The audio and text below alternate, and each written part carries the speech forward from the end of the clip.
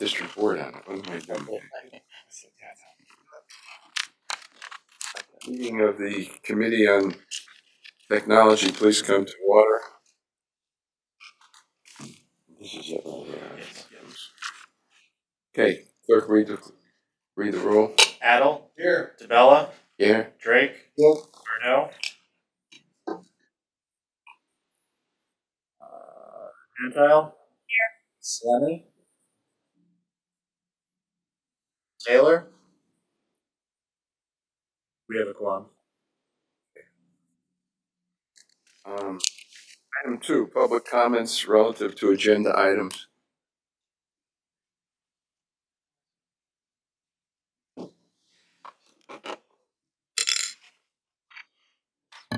Judy Allen, West Hartford. As I briefly went through the information, there's a lot of reference to regulations by EPA, but my understanding is that in Connecticut, and I forget the term, DEEP is allowed to make regulations that are more strict than EPA and enforce them themselves. I forget what this is. Thanks. Thanks, Attorney. Further comments relative to the agenda? Okay. Approval of the minutes of July 27, 2023. Motion to adopt. It's been moved and seconded. Are there any additions or deletions to the minutes? If not, all those in favor, please signify by saying aye. Aye. Opposed? Okay. Commissioner, is that an abstention? Yes. Thank you, Commissioner. Presentation by, item 4, presentation by CTEC Energy Sales Incorporated regarding 2023 RFI 01 submittal. Kelly? Kelly Shane, Chief Administrative Officer. I'd just like to introduce Chris Harrison from CTEC for your presentation on his technology submission. Thank you. Okay, Chris, you, I think you can sit down and do it. You don't have to, right? Yeah. Oh, yeah. Yeah, you can sit down. Okay, great. What, do I have to touch this? It's on. It's on. Okay. It's, Can we just see, I'd like to see who's on the screen from my side. Peter Wild, you're here? there he is. Yes, okay. Patrick Trela? Patrick? Is Dave Miller on? Okay, fantastic. All right, good deal. You have all your people. Yes. Go ahead. What I would like to suggest to start, because we have our attorney on here, is to address any of the I'm going out of order here just for a timing kind of situation. So could we talk about the air permitting and the regulations for EPA and DEEP and so on? Any of the questions that could come up. I just want to start here because Patrick's on. I wanted to see if we could clear the air of that and then go back into what we would normally do. Is there an objection? Questions? This is a question of EPA regulation. Well, Patrick he's a partner at Vincent Elkins law firm in the Washington, D.C. practice. Patrick is the partner that wrote the 2 opinion papers for us last year. One that showed that we are fully compliant with the 3 gasification rules on the books by EPA and D.C. And the other second opinion was for Connecticut, showing that we are able to go out and get a permit, an air permit. We need an air permit and a construction permit. So if there's any questions, I'd like to ask them. If not, I'd like maybe Patrick just to spend a couple of moments just speaking about that. Sure, go ahead. Patrick?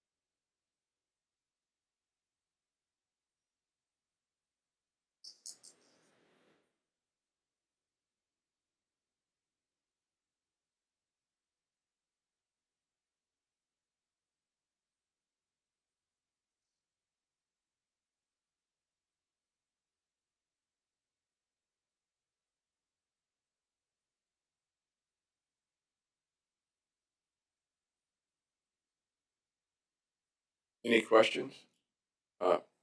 Commissioner Patel? Your technology and this permitting doesn't matter what is intake in, and or any intake can change depending upon the area or users. Does that matter?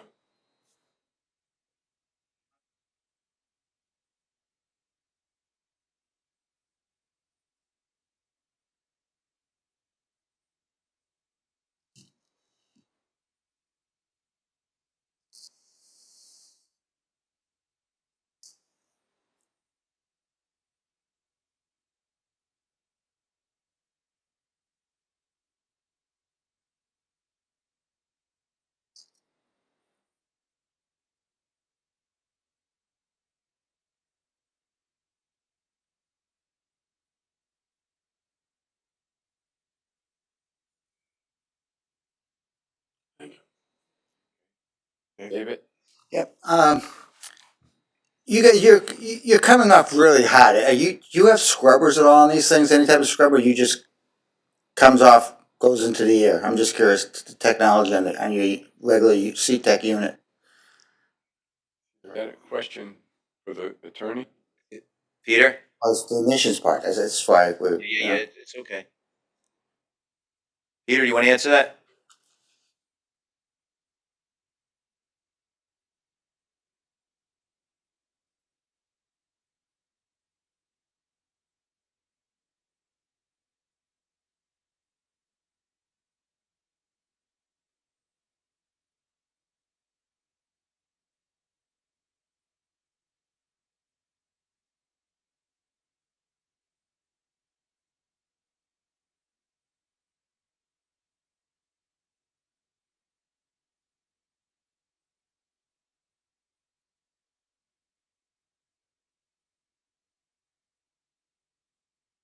So,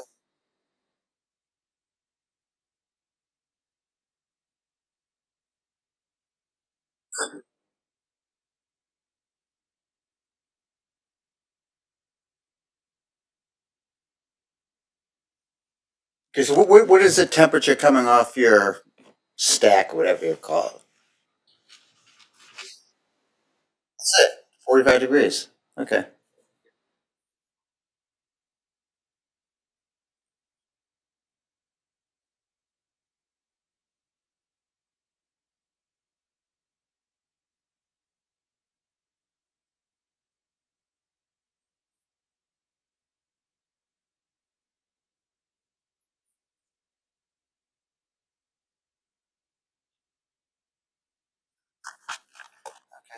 You hear that?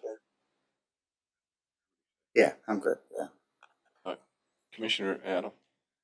Thank you, Mr. Chairman. On the permitting issue again, I thought I read in your answers that there be various units, or perhaps, I mean, there are modules that you would employ here, and they would have to be separated in terms of medical waste or hazardous waste. And then, of course, there's the issue of the forever chemicals as well. Would those each require a separate permit, or how would that work?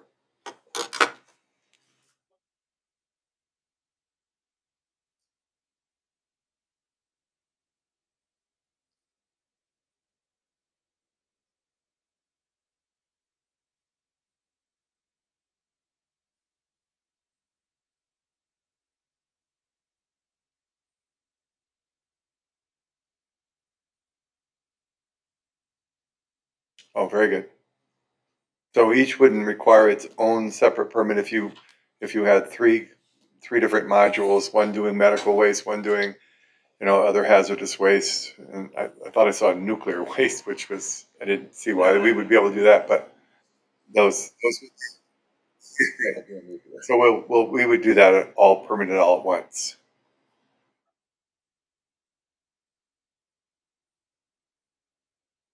Thank you. Thank you, Mr. Chairman. Further questions? Okay. Okay, thank you, Patrick. I wanted to at least give Patrick the opportunity if he wants to beg off because instead of staying on for the whole time. So if there are any other questions, please ask them now. Let me ask, hey, let me One ask, more question. Okay. regarding the federal permits versus our Connecticut permits. Again, they don't consider you an incinerator, but I think and so there's no rules for gasification. So they're just behind the times, though. Is that what the problem would be? I see Connecticut, we'd have to worry about emissions, but it just seems to me emissions is emissions. I don't care how you make it. Isn't that true or not really? Right?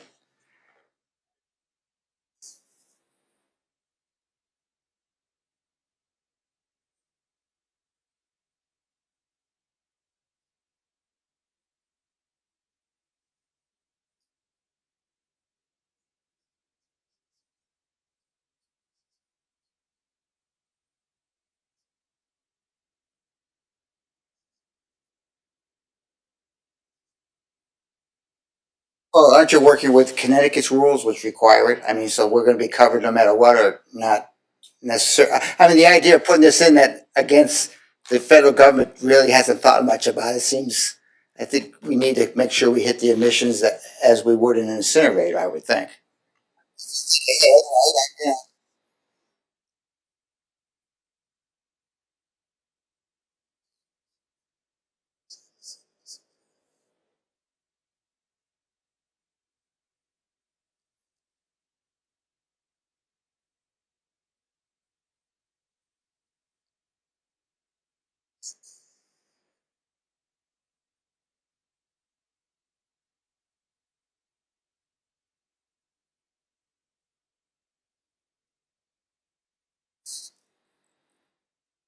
So we're going to be.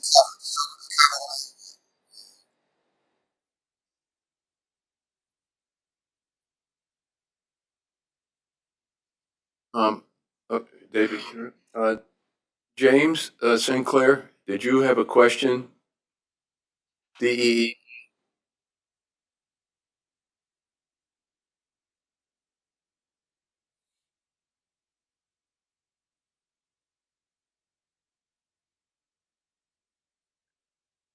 Yeah.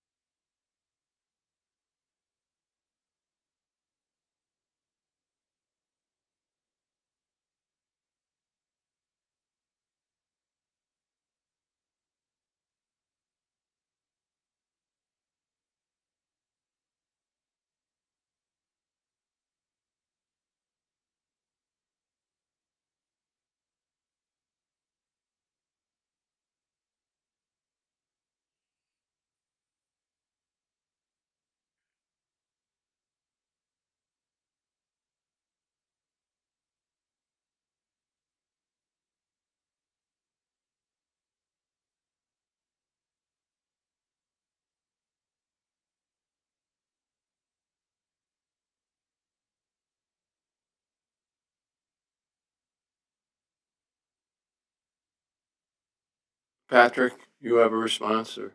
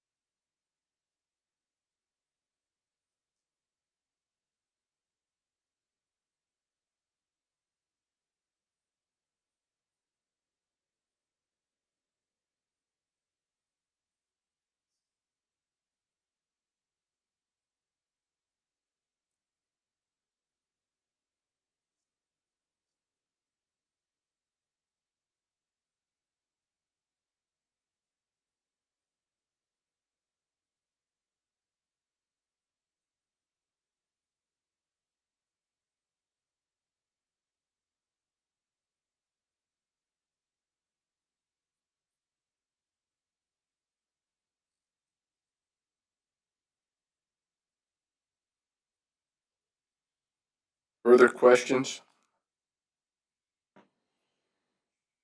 Okay. Chris? Thank you, Patrick. Okay, I'll bring you back to where I was starting before. So we're here to present two specific technologies that we have the exclusive rights to manufacture, market, and sell here in the United States and in other areas around the world. The first technology we started talking to you about 2.5 years ago, CTEC, which stands for Clean Thermodynamic Energy Conversion. And what we do is we destroy waste thermally, as Peter said, with no flame, no combustion, and with virtually no emissions, using pyrolysis and gasification technologies, which have been around for about 50 years. We're using them in our process, but they are not the only things that we're counting on, because we do have secret sauce in here that is patented, which is why we're enabled to do what we do. So the company originally was founded in 2010 by a gentleman by the name of Mike Burns. Mike is a recognized global thermodynamic expert in the automotive business and other industries. Mike had been an engineer for 30 years in the automotive industry and worked at Ricardo, Ford, was the chief engineer at Daewoo Motor Corp. And when he was in the automotive industry, he recognized that there was a lot of heat going off engines into the atmosphere. Everybody was looking at it as a cost. He was thinking, I think there's a financial opportunity here.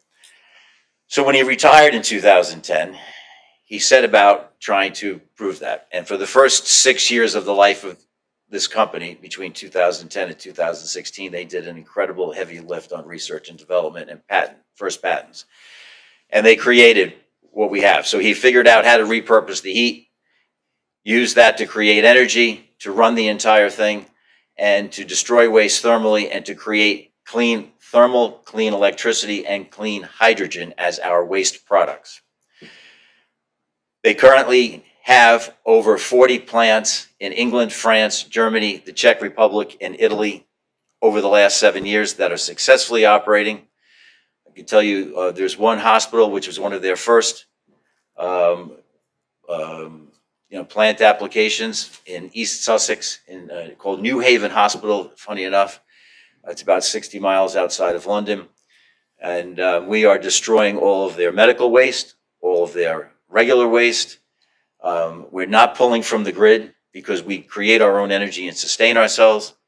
The emissions are virtually zero. We've gotten rid of all of their transportation and disposal cost to get rid of that waste and the carbon footprints that are associated with those activities. And on top of it, we're creating 20 gigawatt hours annually of clean thermal that they're using to heat and cool the hospital, and 2.8 gigawatt hours of electricity that they're selling to a port in the town to help power the port. The waste is destroyed, comes down to about 4% of its original body weight into a fine ash, which is completely clean, disinfected, no negative environmental impact. It can be used as filler in cement products and concrete products.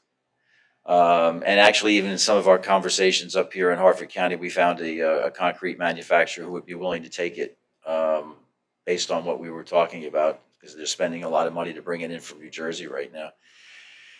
So that's an opportunity.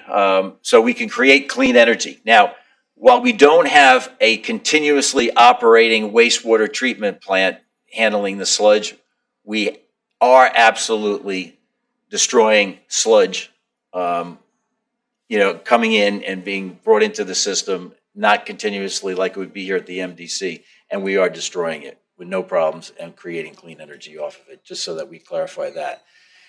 I noticed that there were a lot of questions that were similar, just only because everybody were looking at the questions separately when they came in. But one of the big questions was, how do you actually start yourself up and how do you sustain yourself? Well, we need about 200 kilos of propane on the initial startup, which is about $900. And once we start, the system goes at a minimum of 340 days a year, 24/7. we're under promising and over delivering there. It's probably going to go closer to 360, but just to be on the safe side, that's what we're promising. And the energy comes from the waste. We could do 18 tons a day, and it self-generates. So that product, the footprint is relatively small. It's 115 feet long, 65 feet wide, and the highest part of it is about 20 feet high, where we have the hopper where we're loading the waste. The rest of it's about 12 feet high. For the MDC, I know that you put in there that you don't want to replace the multi-hearths, but just for the heck of it, we wanted to let you see how compelling the opportunity would be. And we didn't have all of the numbers that we would have liked, but we put some placeholders in there so that can either go up or down. But we know that we can absolutely, and by the way, we destroy PFAS and all forever chemicals with our process. And we have 2 patents pending currently that were filed in October of last year to show that we destroy PFAS and other forever chemicals in our system using our technology. So we know, like for CFCs and HFCs and all that, we can destroy all of that. So that's the first technology. And that works very, very well with sludge, works very well with plastic, works very well with tires, medical waste. One of the things that we're working on with CTEC over in the UK is creating these microgrids where you could, literally take a lot of, you see all this waste that they just put into a bill here in Connecticut recently the tires are going to be put as filler in roads. It's going to still be runoff. It's still going to be pollution and problems from that. You could take those tires, and if you strategically set these plants up under specific parts of the grid for, Eversource or, United Illuminating or whatever, you could literally have microgrids just pumping energy up there. It's renewable energy from plastic, from medical waste, from tires, from all of those things, that go into the land. We've had over $7 billion worth of plastic created since day one, and only 10% has been recycled. It's all going into a landfill.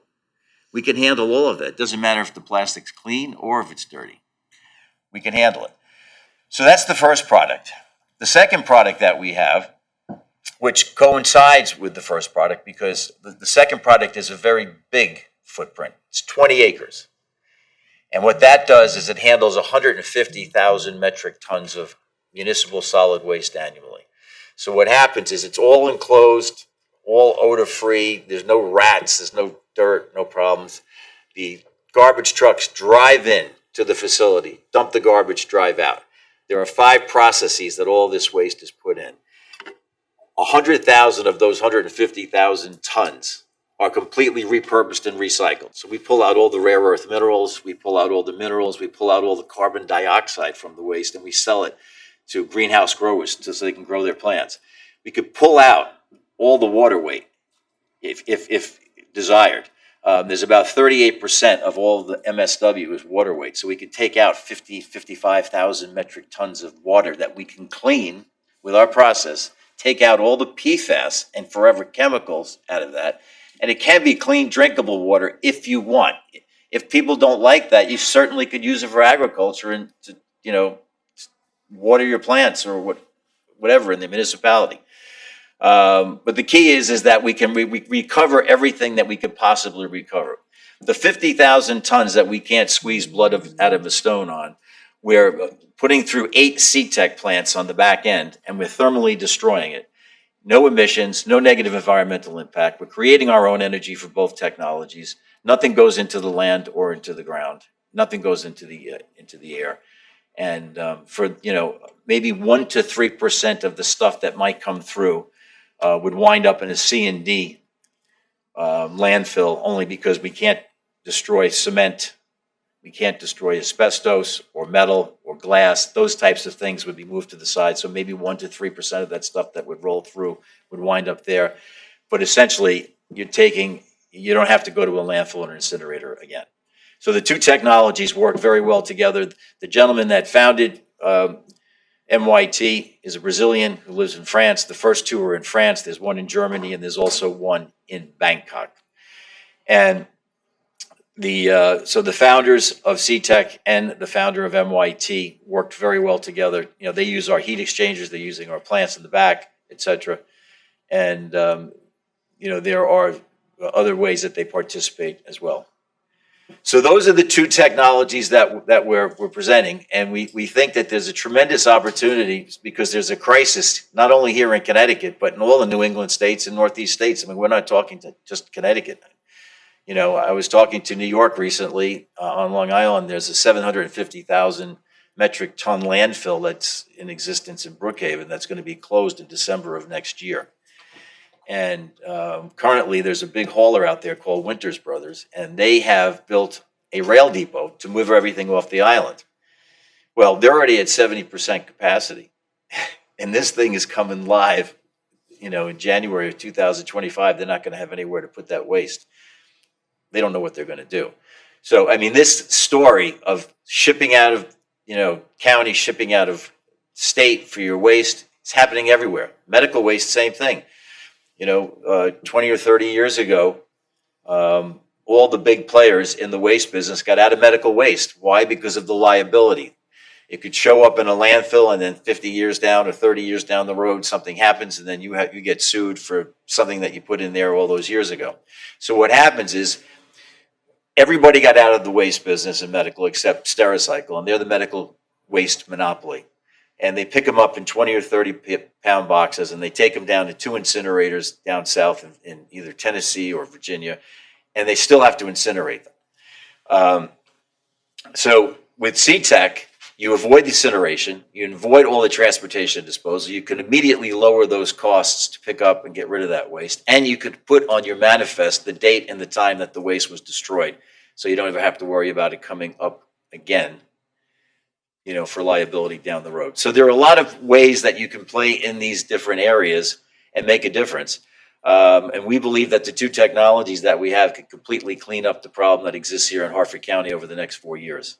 But it would take that to do it. It would take 6 MYTs to clean up, you know, the MSW alone. Can I answer any questions? If not, we can go into the actual questions and go question by question and answer those as well if you'd like. Commissioner Drake. The 40 plants you have right now, Yes. they don't include the separation. This is just CTEC burning equipment. It's not the separation equipment that we're talking about. The second half. The 40 plants you said you put in Europe, CTEC is putting, there's no separation. It's just basically the gasification plants. Yeah. It's not the 20-acre footprint. Yeah. And this is, I think obviously I know the answer, but the $62 million for the 4 units, again, that's not the separation.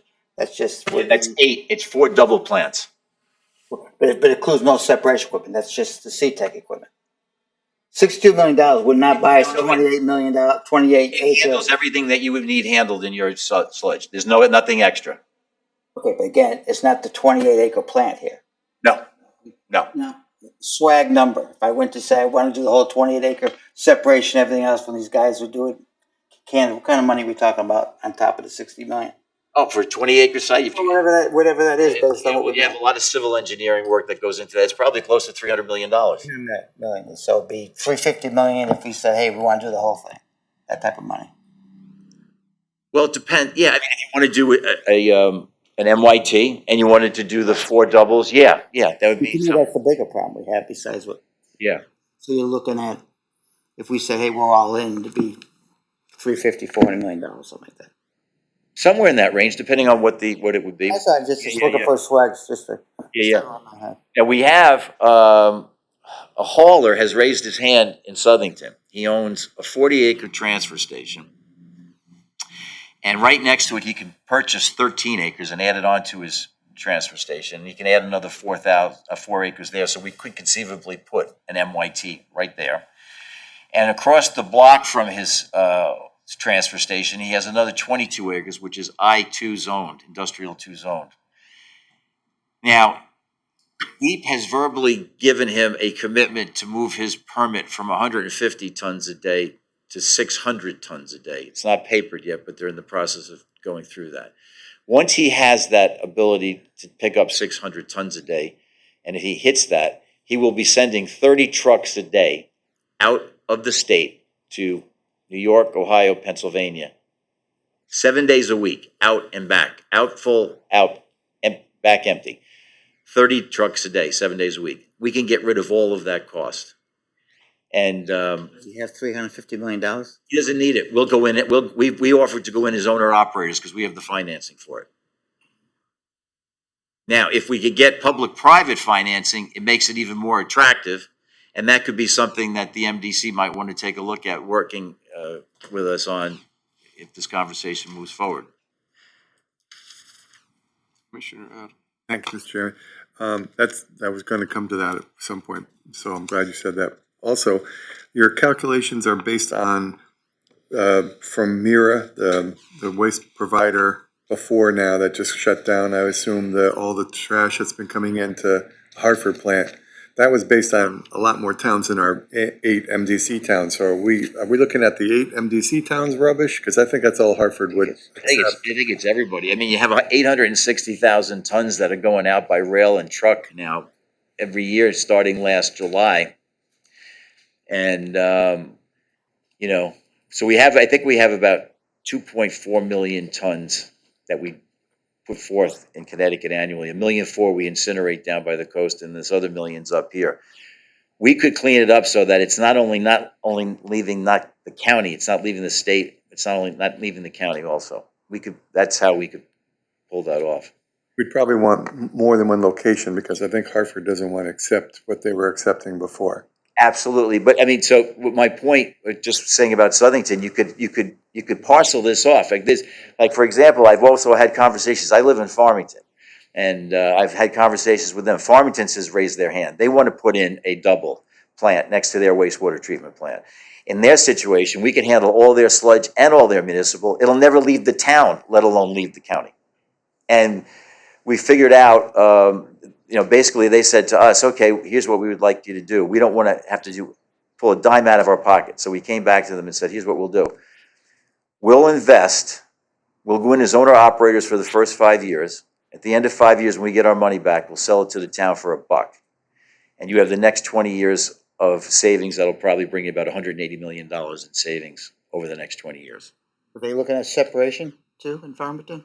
Well, over at Battison Park, that has come up as a potential because the Hartford Insurance pension plan owns that property, and that's available to be taken. But again, they were looking at the full separation recycling before you guys do the whole thing, or just go into you guys for the municipal. I mean, no municipal waste, just the. Well, on what we've got proposed for them now, they don't have one slotted in their mind for the MYT. That's something they've agreed we can talk about. But on CTEC they do, because we can handle everything for them with the CTEC plan. It's just one of those unusual situations where we could actually handle the whole town. They're not going to increase their traffic in the town. They're not going to increase their emissions. They're not going to increase their noise or. But you're not separating though. You're just going to go all into CTEC unit. You take the trash, you're not separating it before you. It's just all going to you. Yes, Peter. Would you speak to how we're separating the municipal on that?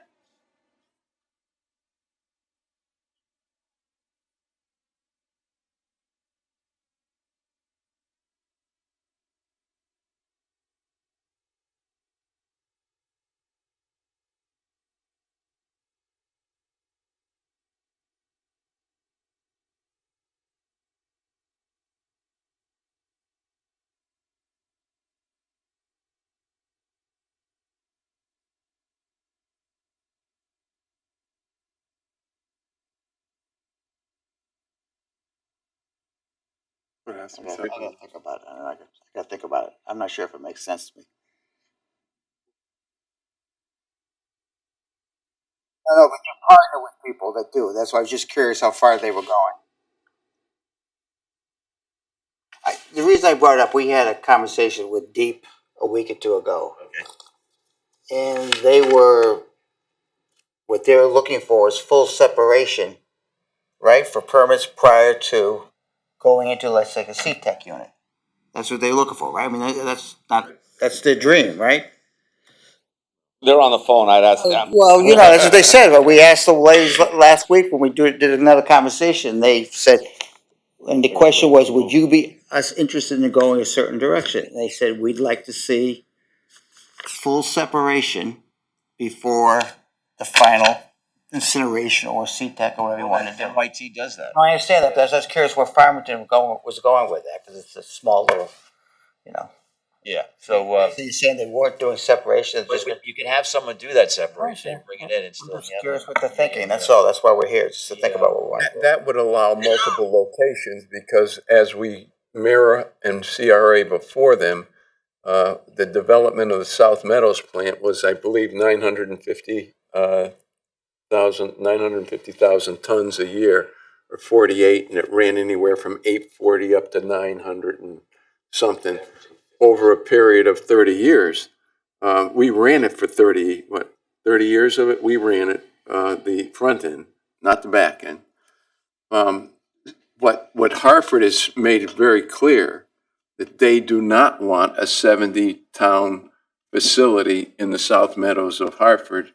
We're more receptive to something in the area of 200 to 250,000 tons on a yearly basis. That would basically be a footprint about the size of the 8-member towns. And then the other option was that there be other satellite facilities that would accommodate that. That would be something that the city of Hartford would be willing to participate. That at least is articulated from the task force they had on solid waste that they were dealing with. Yeah. And of course, much of that advantage runs to East Hartford, where they don't have a transportation cost, because what they do is direct dump. When they pick up the waste, they come directly into the plant and drop it there, rather than going to a transfer station, which creates the transfer station then has to transfer to the plant in the South Meadows. So there, from a economic standpoint, Hartford would, and I believe East Hartford does the same thing. They come into the plant directly, which saves a lot of money for them. There's no transportation cost. So that was one of the things that was looked at in this last couple of years of the issue. But again, the problem is that the issue is that the vast majority of people are now shipping it. All of the towns that were in the MDC either are shipping it, some to different locations, but they're all shipping it. And the last contract, I believe, was 2 years ago, it's a 5-year contract that runs, and it's a multiple that increases over a 5-year period. And I believe they started somewhere around $92 or $91 a ton. And by 2000 and the end of the 5-year cycle, they're up about 147 or 44. That's on shipping within that contract. So it's an economic issue. I believe in the proposal I saw. Did I see a $78 number that you were quoting? Somewhere in the $78 to $82 range. That includes transportation? No, that's a tipping fee. That's the what? The tipping fee. Tipping. That would be the tipping fee without transportation. So I think there's another. Transportation out of the state. You'd have it right here in the county. Well, I understand, but there's still transportation within the state of Connecticut that would be from other towns that would have to use it. But that's Deep's problem. As far as Hartford and the greater Hartford area would be, the transportation numbers would be significantly lower because of the proximity to the existing plant. Well, that's why when you look at Southington, if they could pull off 300,000 tons over there between two, if Farmington could pull off 150 at Pattison, and if you guys could handle 300, you've got 5 of the 6 that are needed to attack this. And you have the land, and it's right off the highways, and it's really all. Well, if it could be done in those types of modules, it would even be more economic, because they're very smaller clusters that you would develop, and you wouldn't be transporting as far. Yeah. The main facility in Hartford knocks down a lot of the environmental issues and things of that nature. I'm sure. Duplication of running and everything, that's the thing. What's that? You have a lot of duplication with people and operations and all that other stuff versus one big plant. Oh, yeah, well, each MYT plant's gonna have somewhere, around 50 or 60 people working in it. Yeah, but now we'll, well, anyways, we're Yeah, we're too early for that, just saying. No, but yeah, there's a lot of work that goes. Don't forget, on the plan we had and the plant that we had and the technology didn't eliminate what's being proposed here in terms of the ecology and everything else. It was it was way too big for the location. The technology didn't work, and a whole bunch of other things. Ultimately, these two technologies reduce operating expense substantially. I mean, beyond your wildest dreams. And then you can check every environmental box. It's environmentally just. We have Dave Miller. Are you still on? I lost him. Dave Miller's. Okay, Dave is at Three Datix Corporation. Three Datix will be doing our emissions testing. They'll be like a JD Power. We have a very sophisticated system that we use already in the UK and the EU, which is 24/7 monitored. Can you explain that? Sure. Peter, do you want to talk a little bit about that, and then we'll hand it off to Dave about what they'll be doing at Three Datix?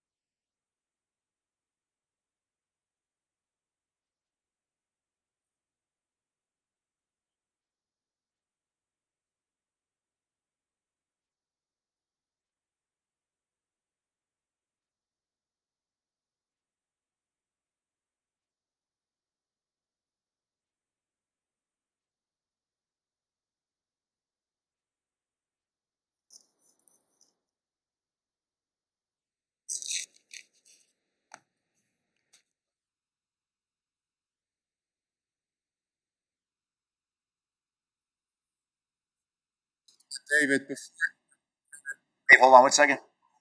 before you start, Jameson, you had a question?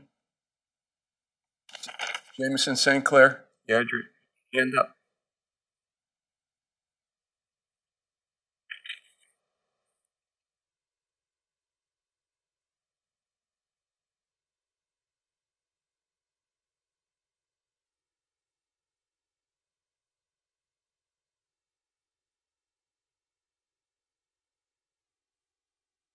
Who's gonna? What was that, Peter? All PFAS. All PFAS, Jameson. Further questions? Okay, go ahead. Who did I have up there? Dave. Oh, Dave, go ahead.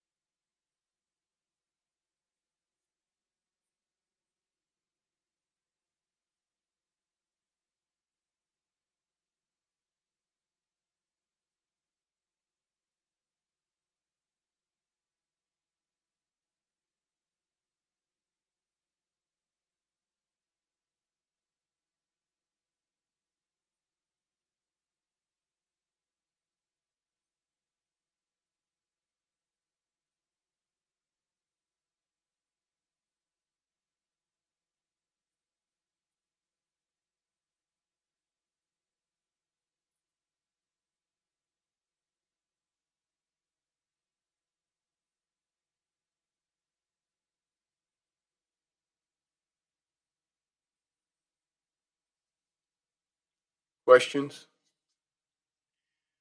Excuse me for 1 second. Hey, Jameson, just so you have an idea, back in December, Janine Burkwells, who's the executive director at NEBRA, helped arrange a meeting with Nisha Patel, Jennifer Perry, and Gabrielle.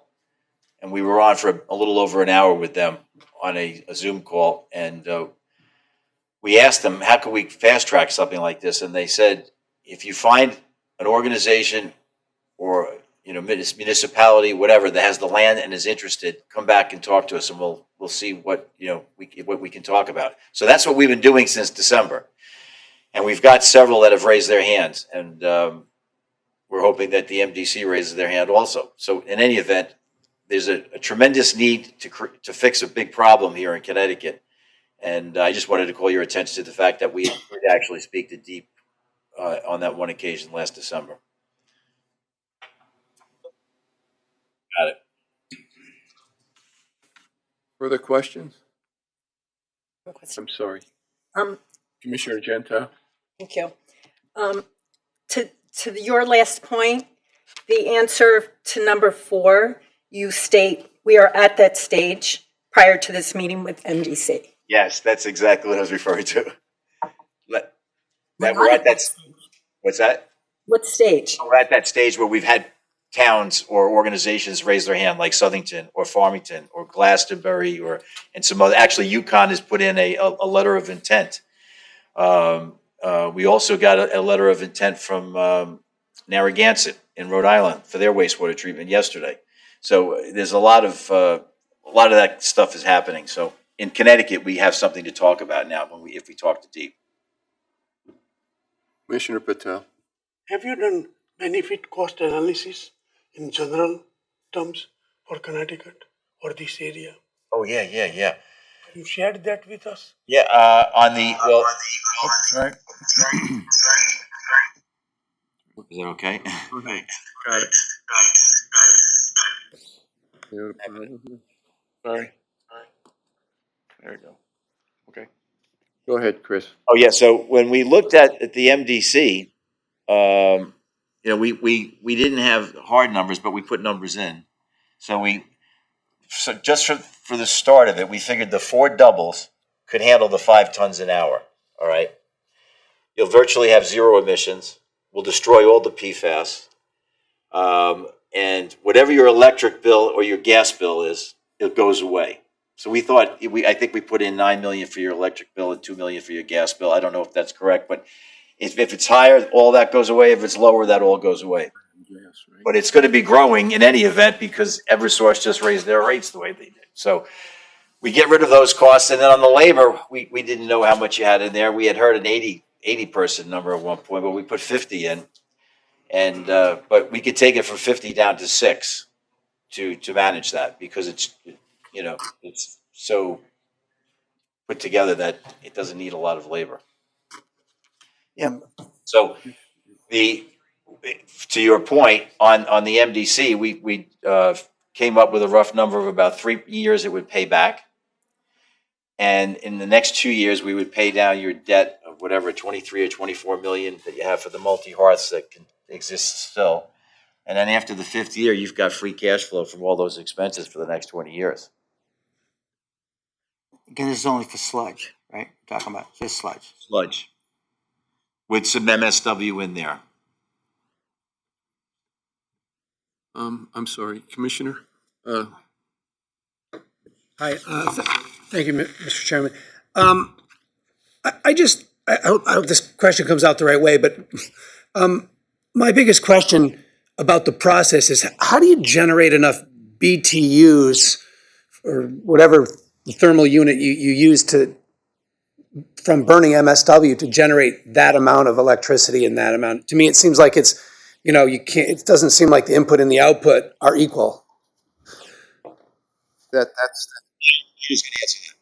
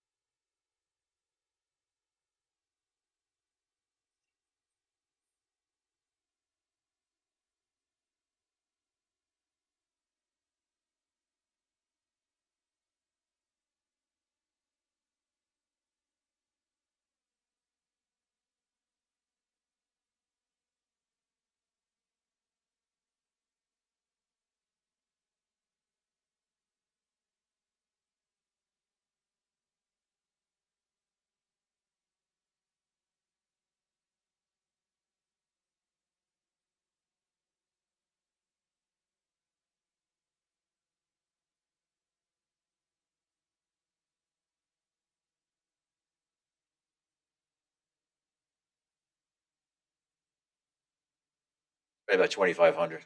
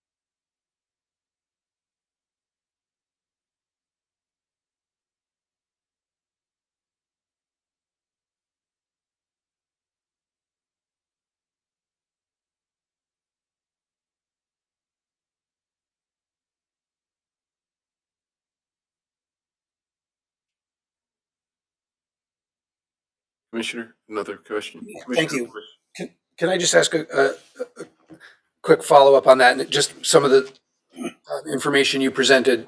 So if you're burning sludge, you said 5 tons of sludge, you would add 400 kilograms, which is approximately just under a half of a ton of organic material.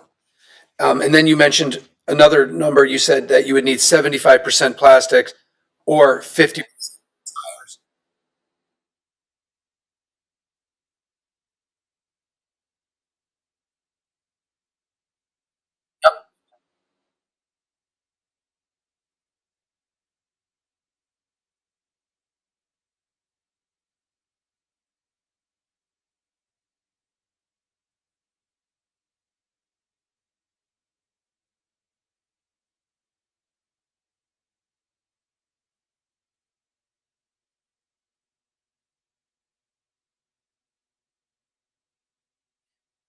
And that something else could be It's solid waste, right? solid waste or sludge or just not or something organic. Solid waste would probably be the most easiest to acquire and closest in proximity.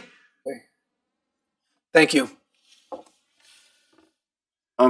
Peter, just one question. Sludge is one issue. There's also liquid that you raised, Scott, the liquid that evolves with PFAS. The PFAS also has liquid that has PFAS in it in that process. How do you dry that, all the liquid and the sludge that's involved in that process, Peter?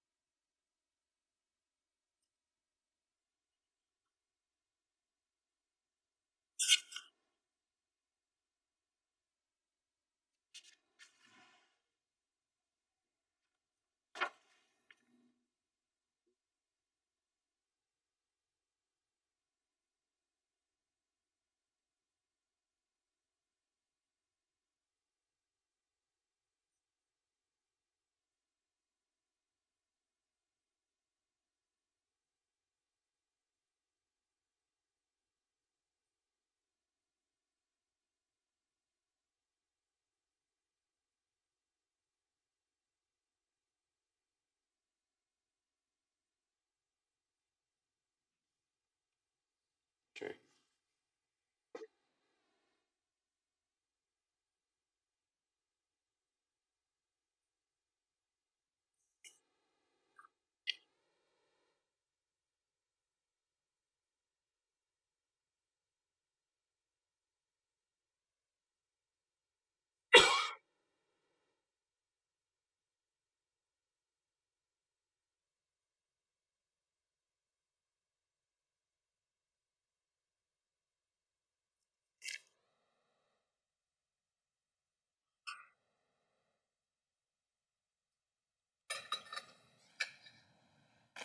Any further questions, Chairman? Commissioner Bush? Wait a minute. Look. Commissioner Curry. Thank you, Mr. Chairman. I just wanted to point out that Gabriel from Deep. Jameson has a question? No, Gabriel. Oh, Gabriel. Is he on the, where's John? Yeah.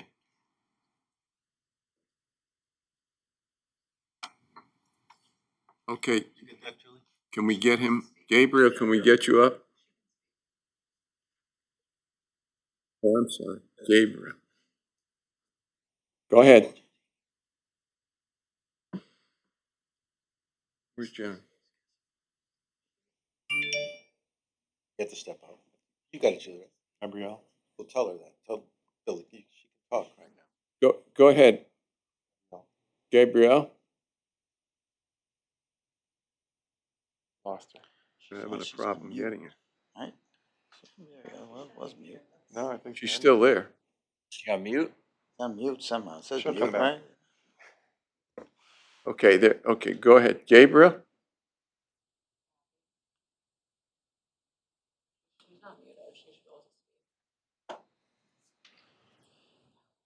Okay, Commissioner Adel, you have a question? Oh, We we're can waiting. come back to her. Yeah, exactly. On that legislation, are we hearing that we, did I hear that you can't mix MSW with sludge? There-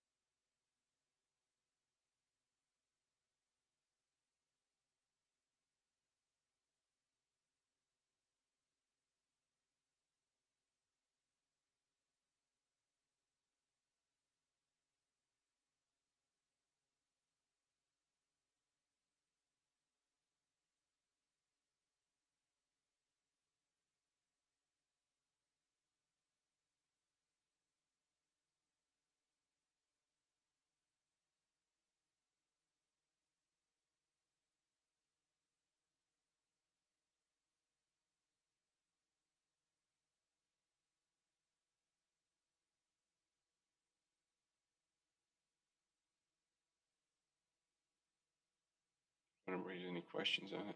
Chris? Peter, do you have anything to say on that?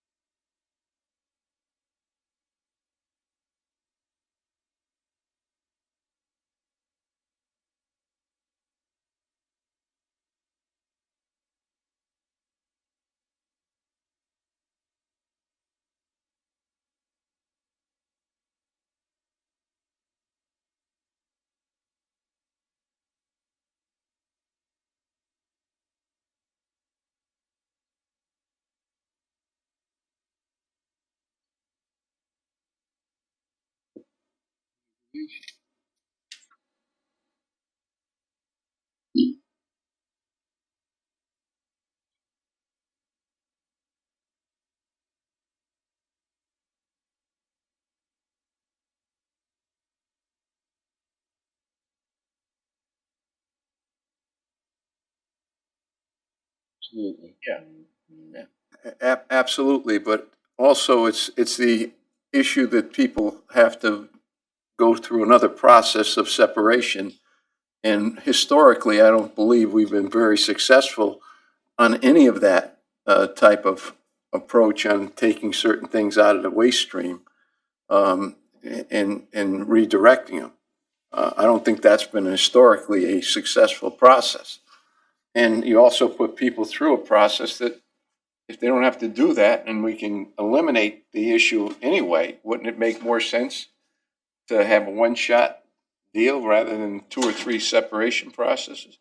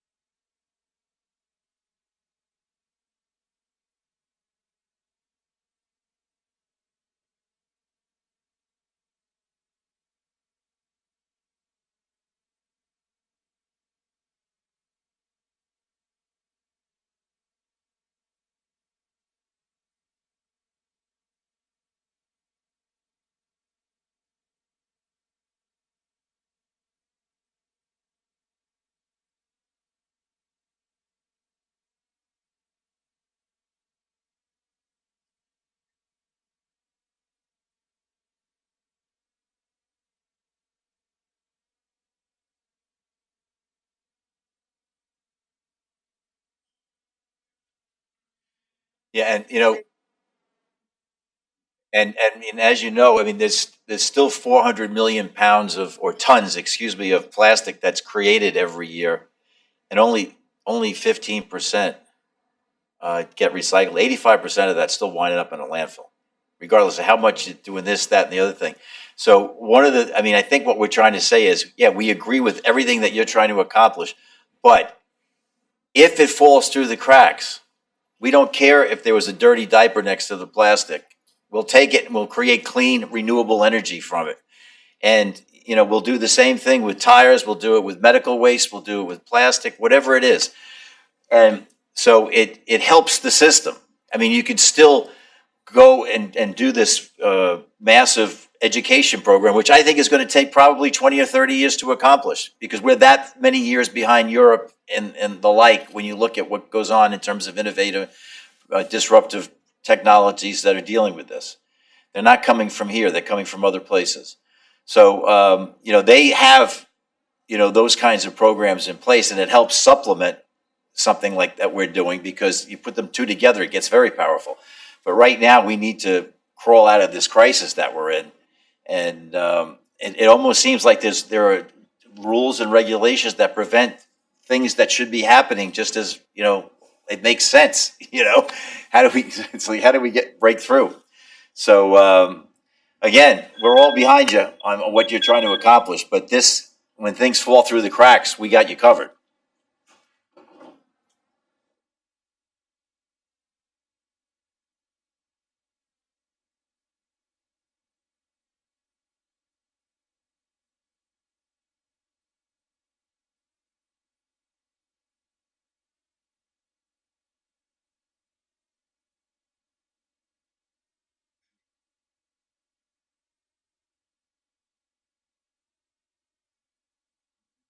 Yep, it absolutely is. Commissioner, Are there other questions? Commissioner Drake? When you bring this down to 4%, when it goes to your unit, what's in the 4% exactly? What do you end up with? Put all this stuff into your 4%. Well, and let me just The concrete stuff like that. What do you actually have? let me clarify one thing. It's 4% for all the regular waste. On sludge, it's about 8%.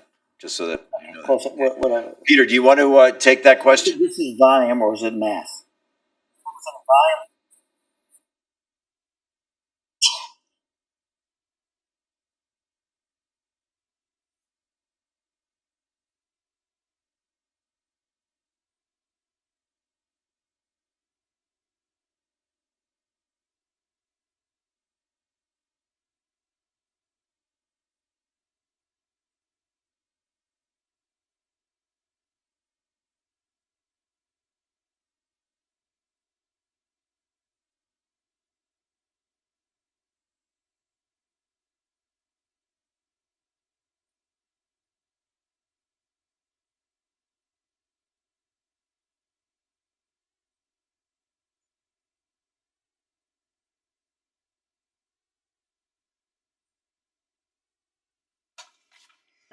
Gone.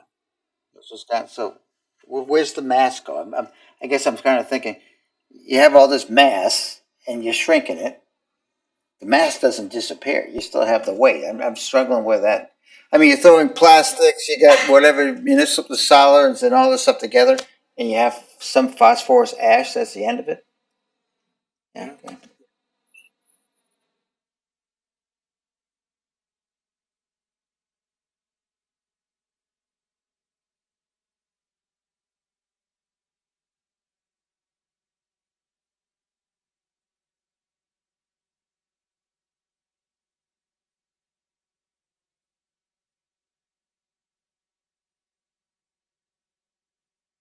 So the mass just disappears, just what? I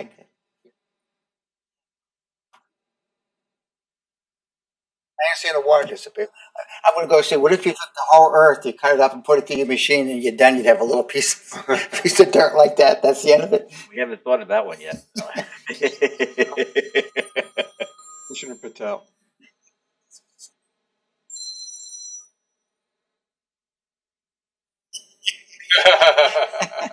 Okay, Commissioner Patel, question? Basic as a citizen, I want to know that we are spending X dollars to send out solid waste which we connect. And new system will cost me Y dollars. And capital cost, etc., brings it to Y plus. Which one adds up or equals to? That simple analysis is more convincing. We have the economic analysis. We didn't bring that in here, but Peter could speak to it. I mean, I already talked to the economic analysis on the sludge, what we could do there on the payback. Peter, what's the average payback on the MYT or forecast?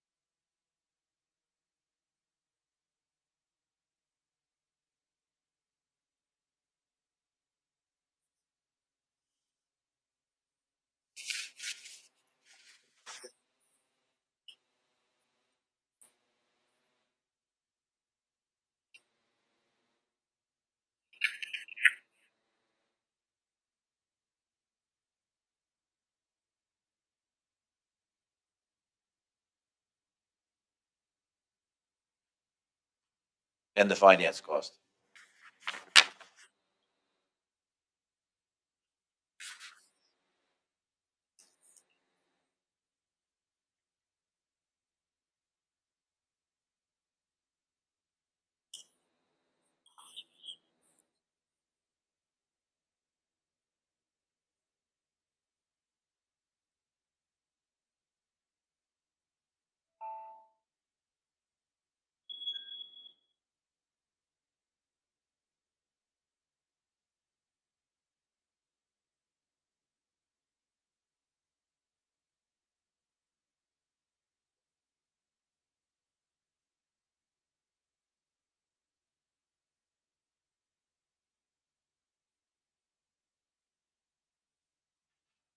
Mr. Chairman? Commissioner? Can someone address the idea of doing a pilot program with us and how that would operate? Chris, or was it be our people, or how would that work? Yeah, we can bring in a plant, set it up, and pilot it. You know, I see that the Connecticut has the that legislation, the test bed legislation, which says that if a municipality is interested in testing a new innovative disruptive technology for 60 days and it passes whatever it has to pass, then it can pass. So, I mean, that would be one way to try to bring it in using the Connecticut test bed legislation. But also to the conversation we had with Deep back in December, where they said, you know, find people that raise their hand and maybe there's a conversation we can have. We'll see, you know, can we back into it or not, you know? So that, Farmington has raised their hand. They would like to do one. So, you know. This would be, Chris, would you envision this as like a public-private partnership? It could be. It could be. It could be just privately. It could be public-private. It would be better public-private for both sides because of the you know, getting the reduced financing cost, and then both sides can joint venture on that. And for staff, how would we raise that money for our side of it? You wouldn't have to. We wouldn't. No. I mean, we've already talked to Morgan Stanley, who has worked with the MDC in the past, and they said they would be interested in having a conversation about a public-private financing. But I mean, that's just one group. We have other groups that we've talked to as well. And so, you know, you wouldn't have to, you know, put the money on it. For no referendum, right? Hey, Chris, let me ask you a question. Have you pursued any interest in Pura's IES program relative to the ability to do a pilot? Oh, the $5 million thing? $5 million. I have to be honest with you, we looked at it and it seems like it's just so long and laborious, and you got like 5 or 6 groups in there weighing in on it, and then it takes them a year to decide, and then, you know, then you have a year to do it. It didn't seem like it was something that was going to be productive for the state or for anybody who's going to do it. It was just too bureaucratic. And well, my understanding is they go on each quarter they review a series of plans and select one that's eligible for the $5 million if it meets the criteria of the statutory we're limit. happy to, you know, we're happy to see if it works, but our first initial look was it was going to be a lot of effort for, you know. It's the Innovative Energy Yeah. Program.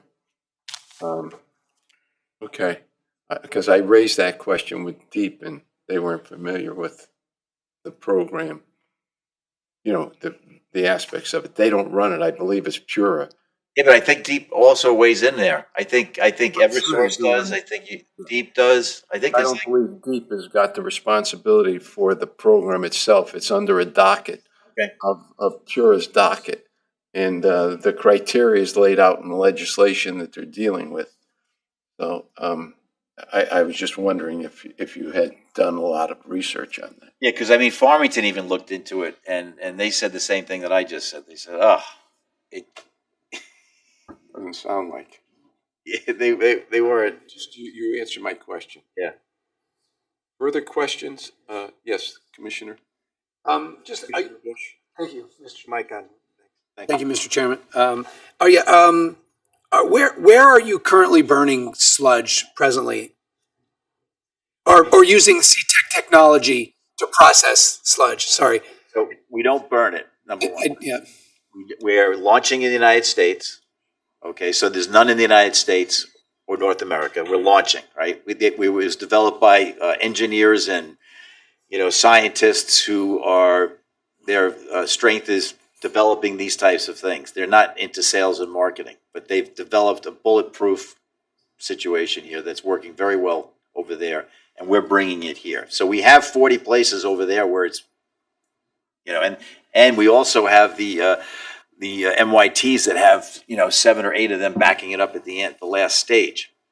Just to clarify, when you say over there, you mean Europe? Europe, UK, and EU. UK and EU, and you currently have 40 CTEC Yes. sites that are processing sludge? No, I didn't say that are processing waste. I said in the beginning when we first started that we do not have one continuously operating plant that just does wastewater. However, we do have plants that take sludge separately. Okay. So it's not, hooked up that way, but we absolutely handle sludge. You handle sludge as part of the recipe that was referred to earlier. Yes. What percentage of that recipe is the sludge as it relates?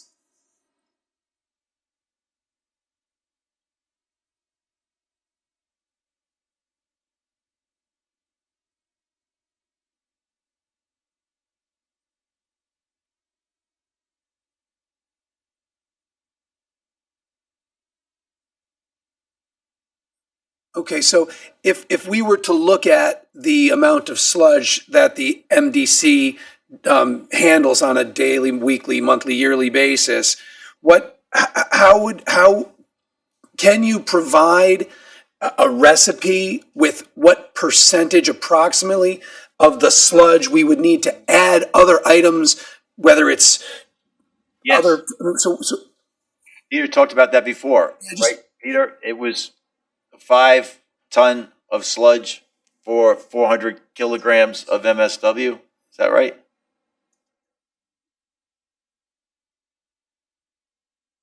So you're saying that you can, so sludge is, from what I understand, is about 25% water. You've taken that into consideration as well? And so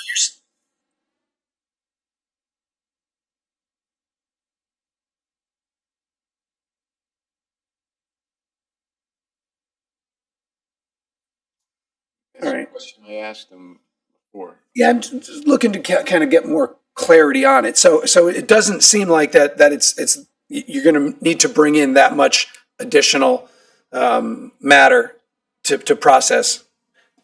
Approximately 1/10 of the overall mass of that you're processing is not sludge.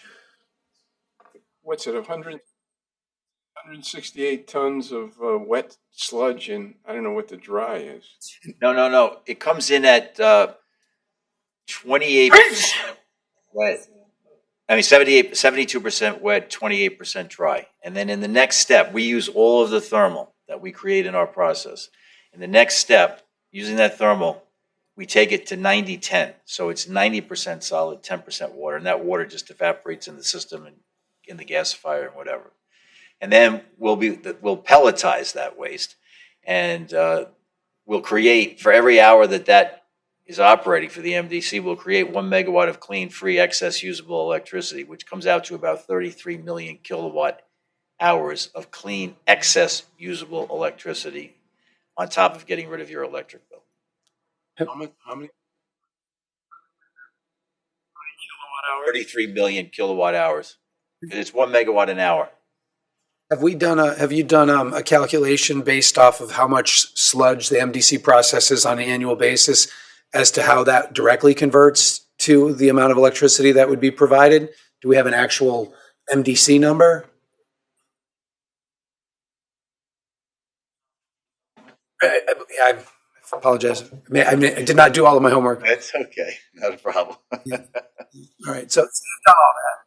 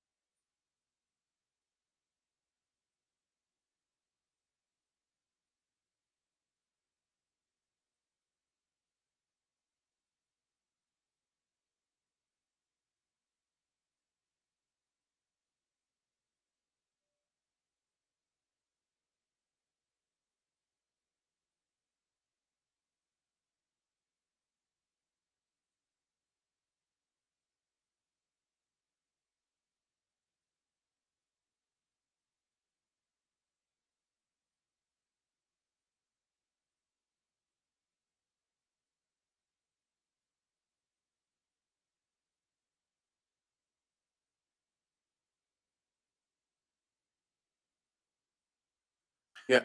Just one quick follow-up.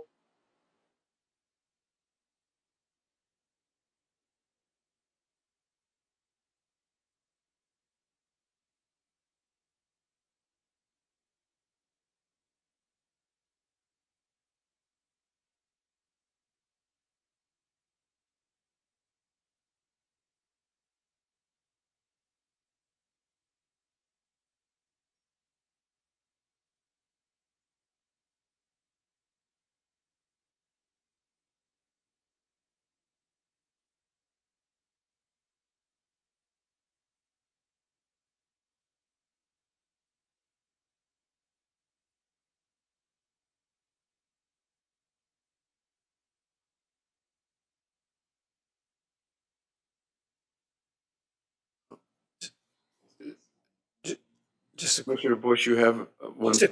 one quick follow-up question. What is the longest continuously running CTEC unit that you have? How long do they last?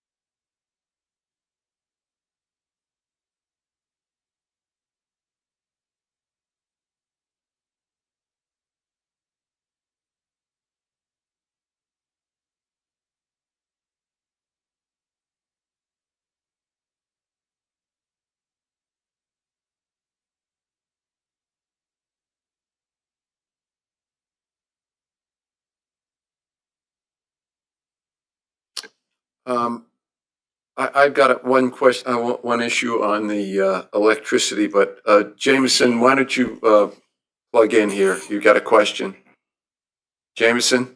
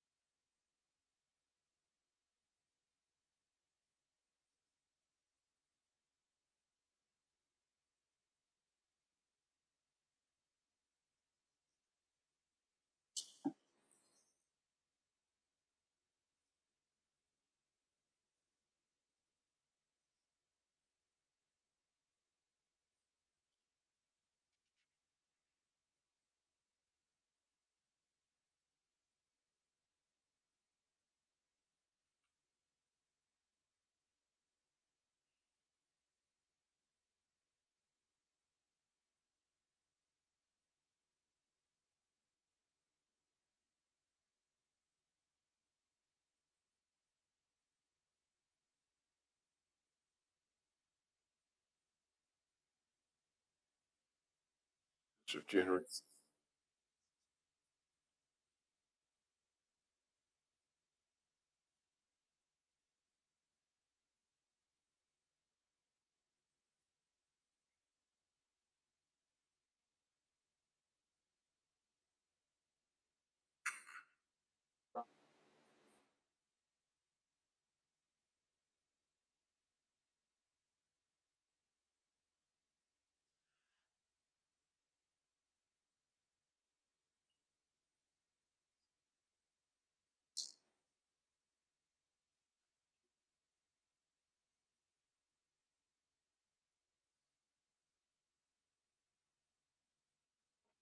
Jameson?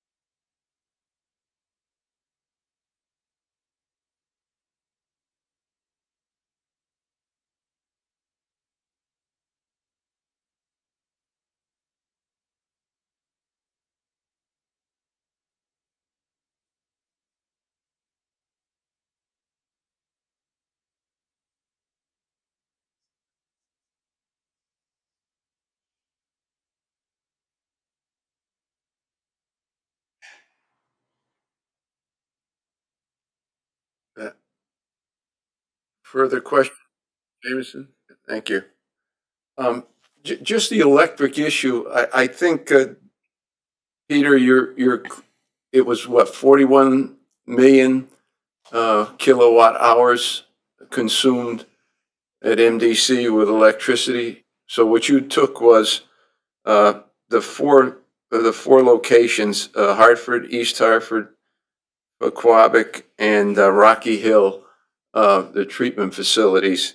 And I believe they're about 30,570,000 kilowatt hours. And then everything else, which maintenance, also the reservoirs, recreation, was the other 11 million kilowatt hours that you came up with at MDC for our electric output. Is that the number you basically come down with, eliminating? Yeah.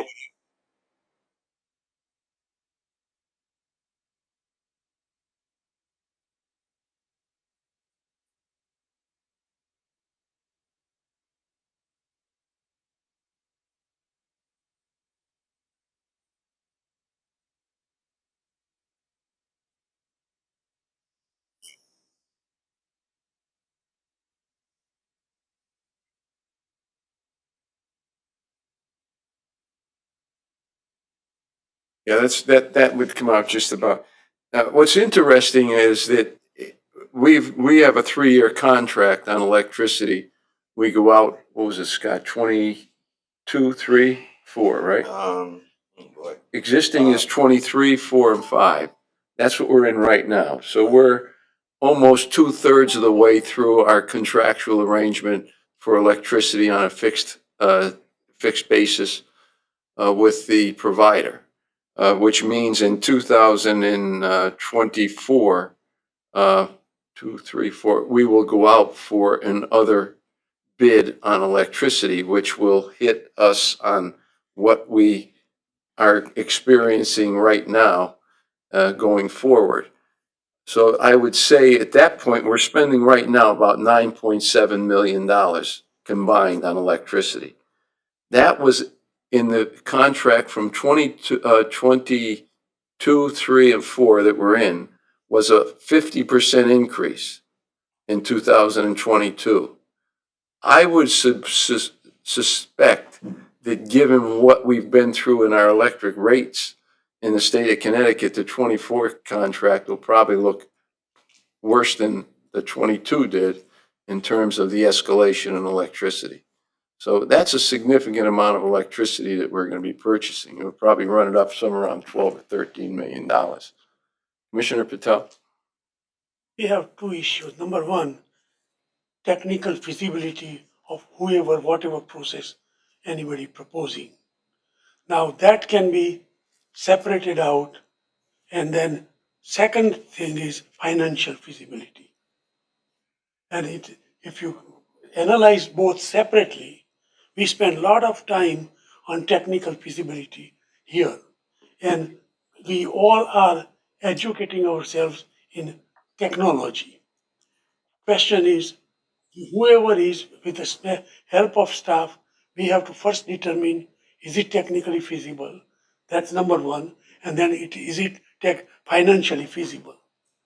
And when you make it financially feasibility clear, then whoever sitting at this here and the public will support or not support.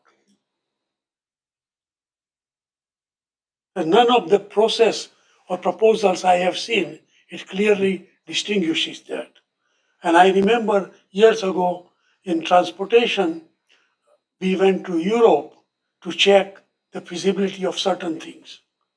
And then came back with proposal what we have to do nationwide to meet that, because obviously they are ahead of us.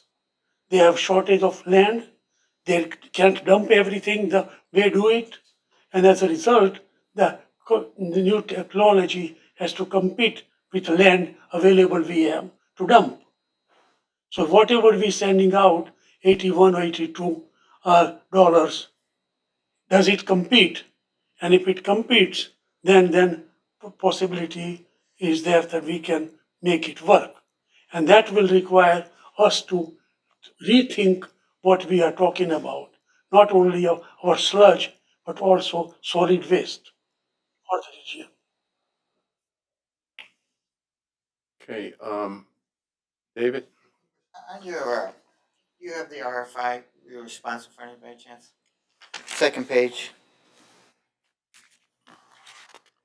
Oh, I have the questions. No, I just look at the RFI. Oh, no. What does it say? Well, it has a little, it says, it has this paragraph says, in order to serve MDC 8-member towns, potential contracted communities, others, the technology has the capacity to process a minimum of 1,500 pounds per day of post-recycled MSW. Then I just want to go through the numbers with you. I'm not sure if I understand what they are. See, right, second bullet from the end.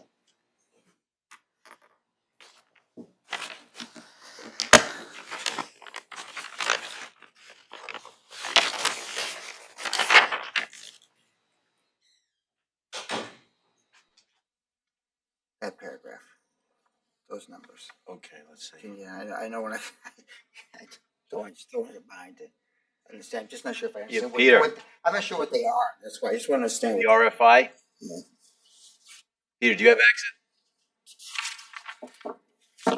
You don't have. I'm just, I was just looking at those numbers and I didn't understand what some of the abbreviations were. I assume the $1,500 a day of post-recycled, is that, No, that was from the MDC. That was an MDC comment. well, That comment. so I guess because that's MDC, I'm not sure if I understand that paragraph.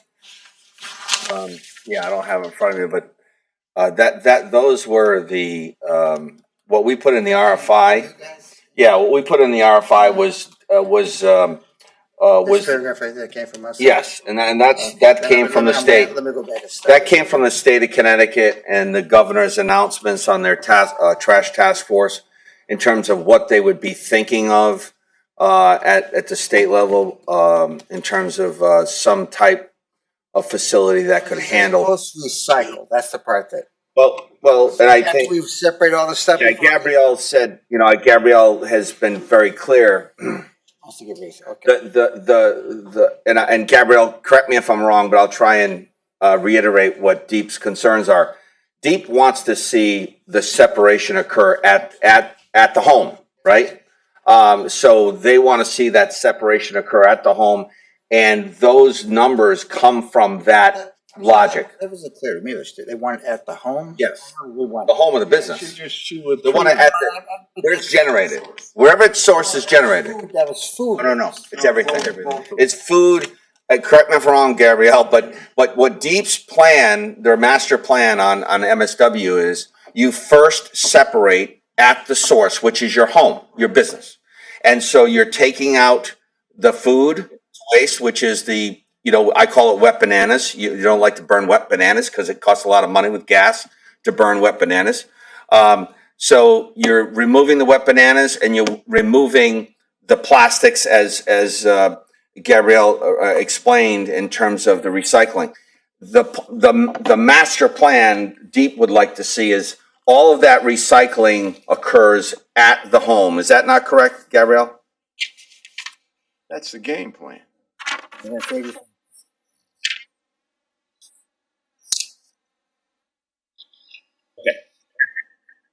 better.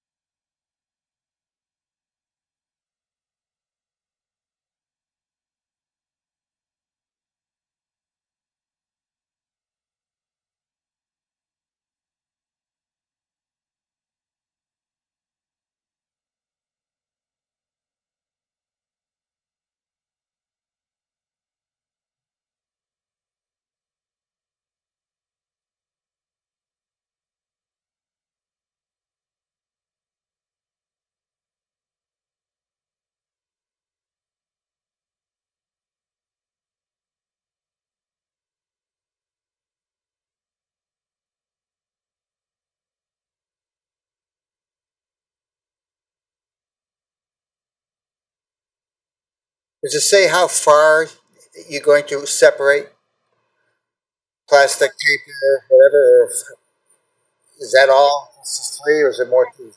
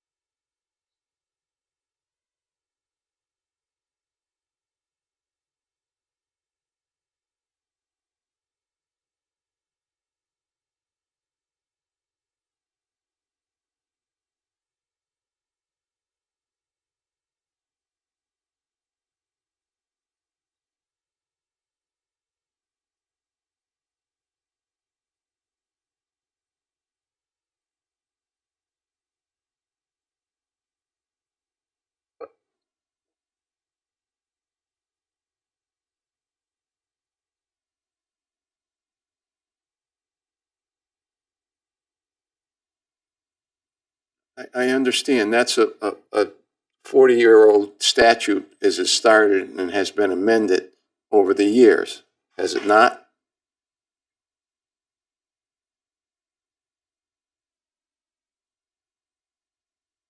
Amended.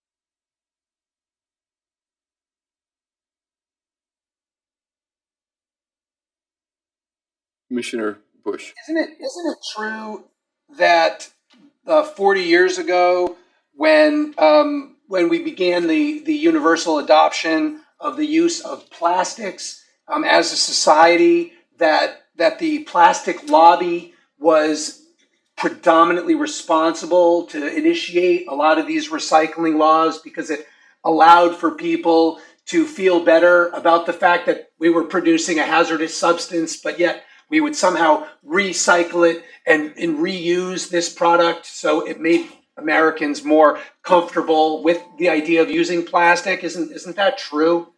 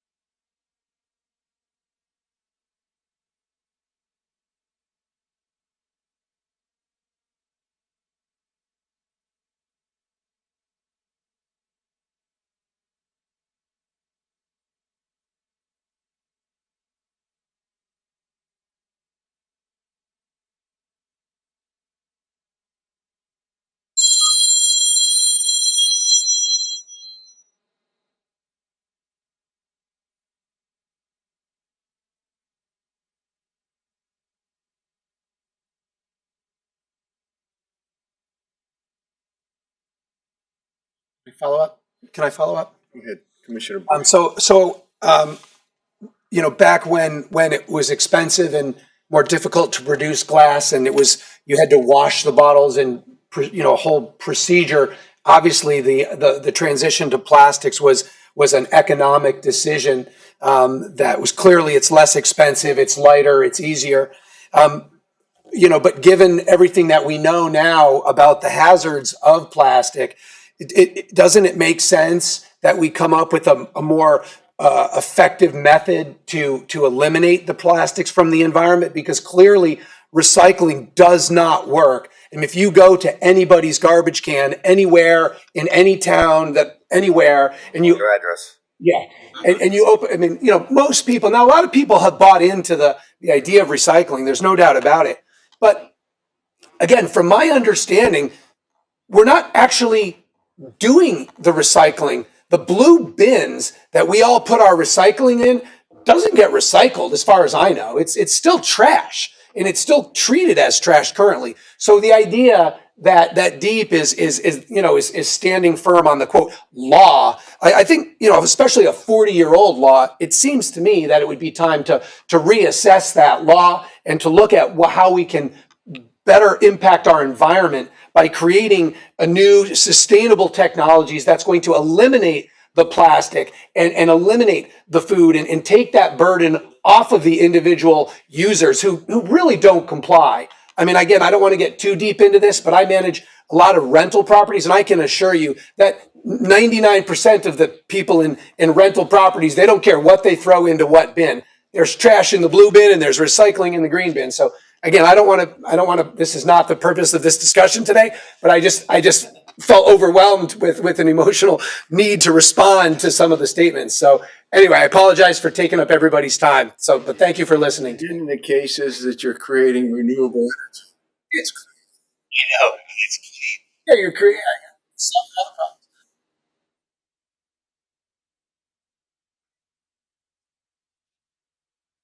If I may. Oh, sorry.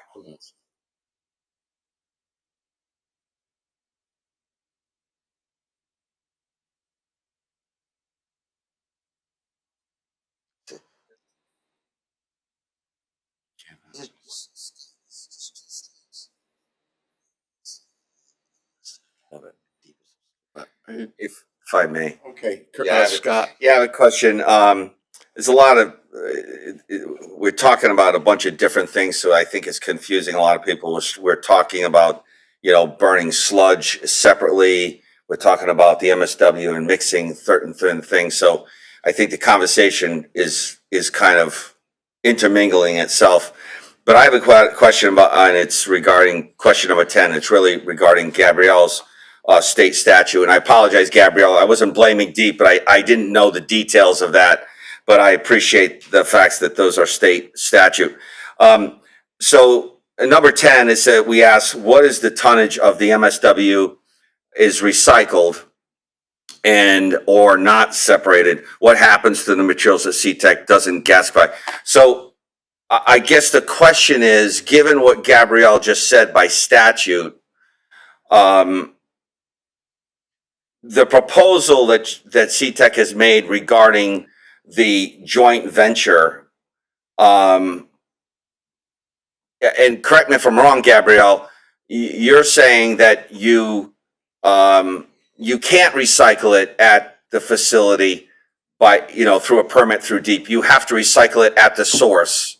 So how does the proposal from MYT and CTEC in regarding permitting, you know, getting a permit from the state of Connecticut, it appears that you can't. Are you suggesting that a plant of any size in the state of Connecticut cannot recycle at the plant?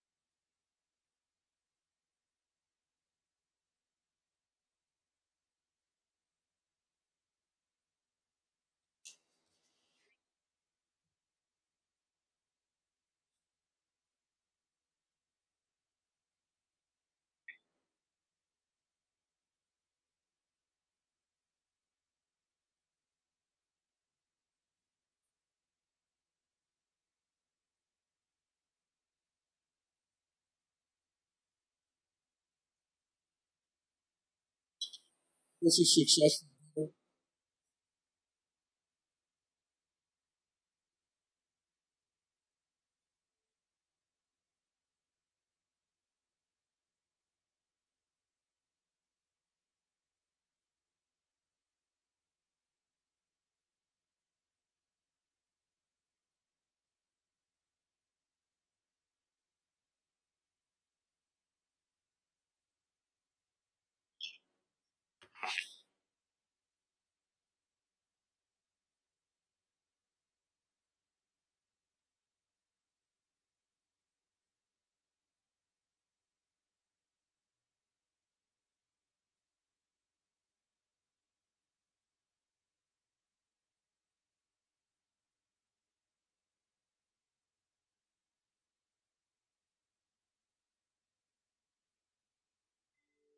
But it still would require a change in the statute.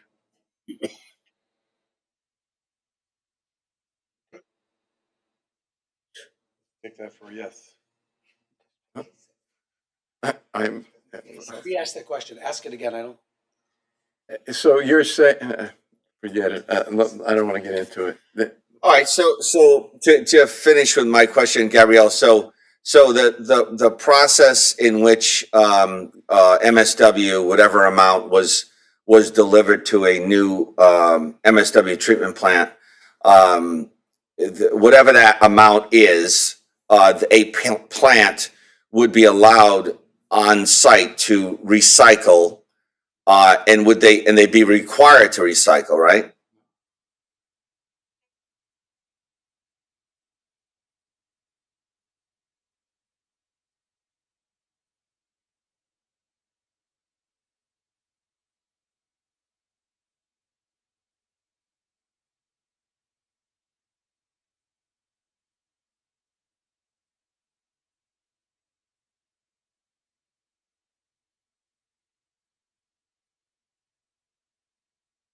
So they can be They can processed and they couldn't be incinerated or burned or gasified.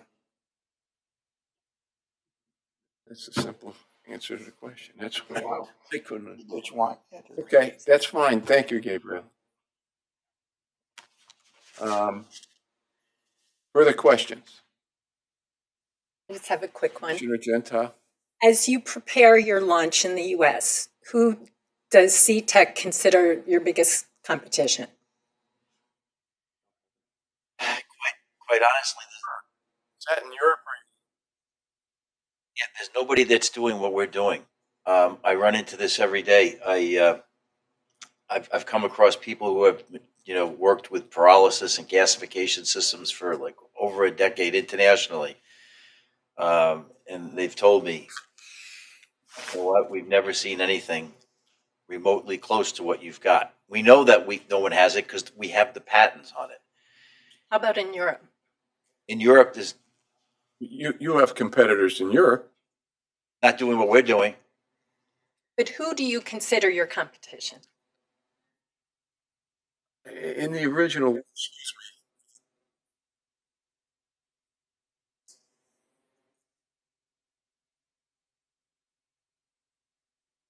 Sludge. And municipal. Oh.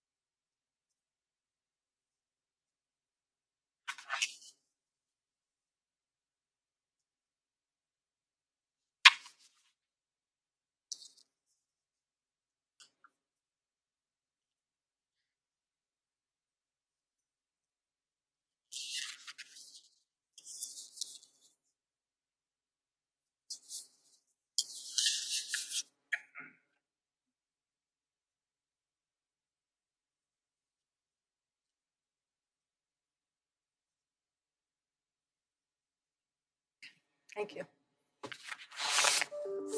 further questions? Yeah, just a question, Gabrielle. Gabrielle, you mentioned the process you went through 4 years ago or more regarding the RFP and the selection of the firm that was going to do the process the MSW. Could you just explain like what happened with that? Why did that not go forward? Was that the Hartford project? Yeah. That was, what, 6 years ago?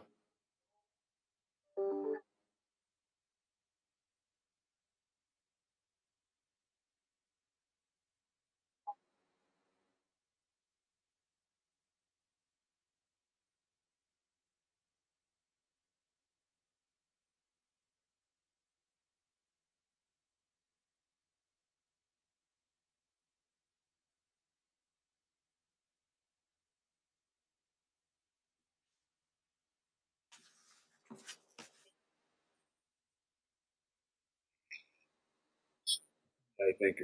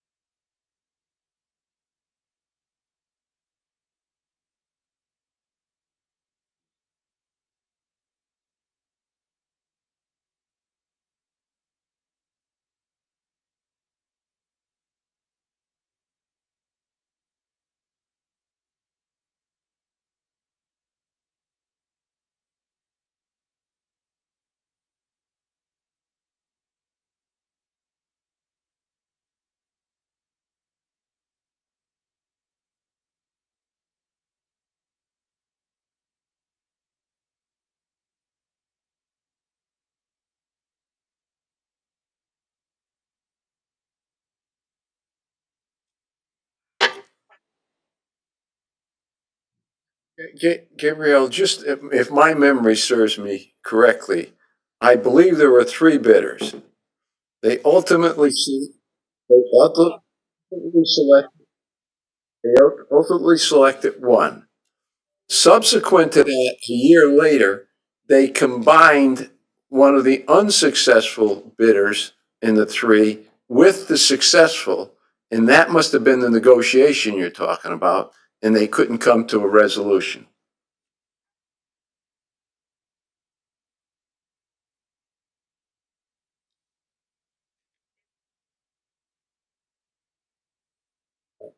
Look at the history of it, because I question the fact that they did not have in the process.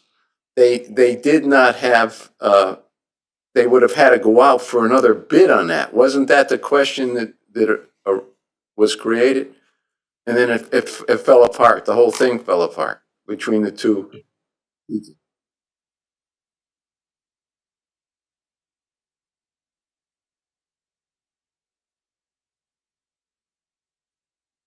Party A and B.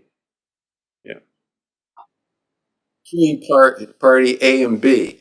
And all I'm saying is party B was part of the fail. They failed in the first initial part of it, and they brought them back into it without another bid on it. They just unilaterally.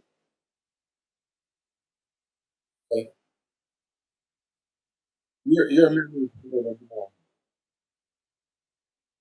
Your mem-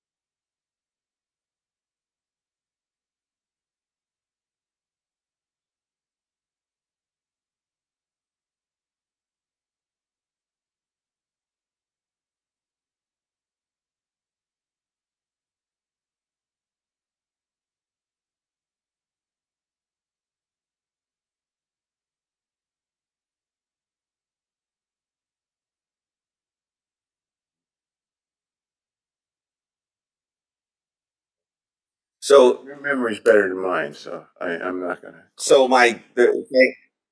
That's what I'm saying. There. I'm not arguing with you. so, yeah, so thank you. So my question is that if the MDC so decided and chose to look into this process and actually move forward with a we would have to go through a procurement process, a bidding process, comply with FARs. If we were to bid this process like Deep did back in 2014 through an RFP, you would be susceptible to multiple types of technologies, right?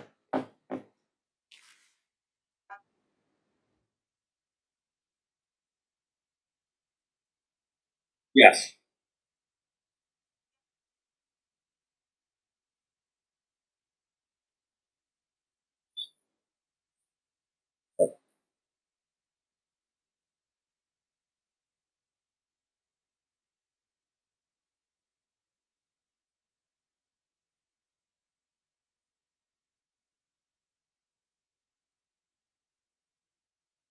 Thank you. Further questions? If not, everybody, thank you. Chris, thank you and your group. Peter, thank you, Peter Weil, for your presentation. There are no further questions. We will. General public comments. Wait, I get it before we start that. We will continue. Is Kelly here? Kelly, before we get into it, would you give us our next step here relative to where we will be going at the next meeting? I believe it's 2 weeks from now. I believe we may have a meeting scheduled for 2 weeks from now. I don't have the calendar in front of me. The 24th, I'm pulling it up right now. The next meeting would be the internal meeting with staff to prepare for the following group, which is green development and LCI. Oh, we're gonna have to, no, we're gonna have to push because we need to have a meeting with the commissioners like we had in the past to go over the questions and the answers. The 24th is the internal meeting to prepare for LCI. Not on green. To No, go over this these would be comments and on the questions that we were asked by staff and the questions that were answered by CTEC. A debrief on this presentation, I think. Yeah, we're supposed to have this And like then next week. subsequent to that would be the green issue or whatever, if that's where we go, the committee goes. We can revise the schedule to do that going forward. We didn't do that before. I just wanted to get it straight that the next meeting would be to deal with the questions and answers that went back and forth, and we would have staff involve ourselves in that discussion with the board, or with the committee, I'm sorry. And then the only other question for CTEC is there any understanding of timing for the Farmington project and when you're going to be doing that? No, I mean, right now, they've written a letter saying that they're interested. They would, the town council head and the town manager have both said to the engineer, you can go with Chris wherever you have to go for political or regulatory meetings to, raise our hand, we definitely would like to do it. So if we could get that agreed upon by Deep and powers that be, it would be like 6 months after that was agreed, we could have the first plant in there. Once we get the first plants in here, then we'll start manufacturing here. There's no one's got any agreements. There's no agreements from anybody. I don't know. They suggested that there was. They've they got have an agreement. interest. You Yeah. said you have interest from other people too. Yeah, they're not the only people. We have an LOI from. I apologize. I thought you said that you were in the process of developing an agreement with Farmington. Well, we have a verbal agreement between us, and we have a letter saying that they would like to, move forward. So we have to go through the process to do that, now that we have that. Okay, any further questions from the participants that are on the website? If not, opportunity for general public comments?